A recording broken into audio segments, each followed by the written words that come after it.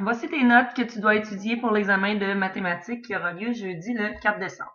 Alors, l'unité 3.1 avec les différents sens de la fraction. Tu dois savoir quel est le numérateur, le dénominateur, le 3/4 d'un entier ou encore d'une collection. Tu dois aussi connaître la fraction et le partage, la fraction et la division, et la fraction et le rapport. Rappelle-toi que pour indiquer le rapport, on utilise comme symbole les 2 points.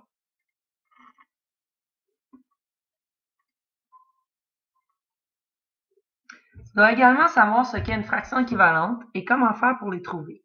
Rappelle-toi que pour trouver les fractions équivalentes, tu dois multiplier ou diviser le numérateur et le dénominateur d'une fraction par un même nombre pour obtenir une fraction équivalente.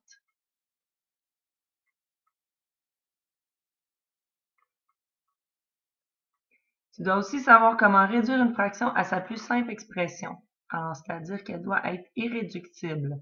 Elle ne doit plus avoir elle ne doit plus être capable de se diviser. Le numérateur et le dénominateur ne doivent plus avoir de diviseur commun à part 1. Alors, pour réduire une fraction, tu dois diviser le numérateur et le dénominateur par le même nombre. Par exemple, 80 centièmes que tu peux diviser par 10. Mais il se divise encore puisque tu peux voir que c'est deux nombres pairs encore. Donc, tu peux diviser par 2, encore une fois, et tu obtiens 4 cinquièmes. 4 cinquièmes est ta fraction irréductible.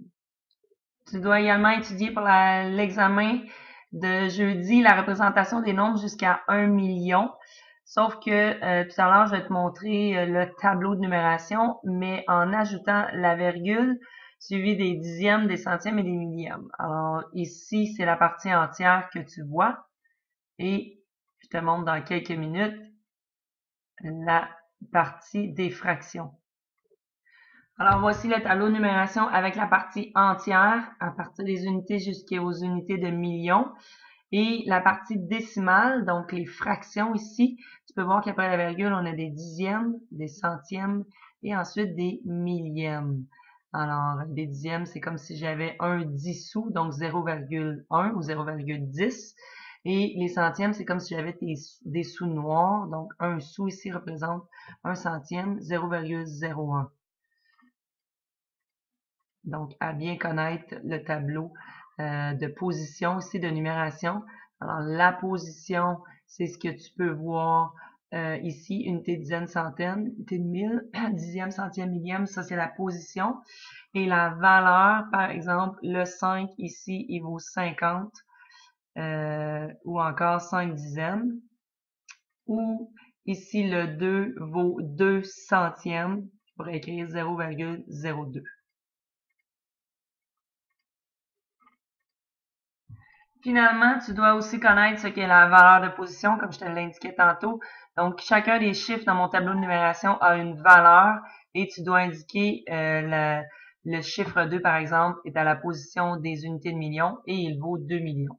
Donc, c'est ce que tu dois étudier pour l'examen de demain. Voici différents exemples.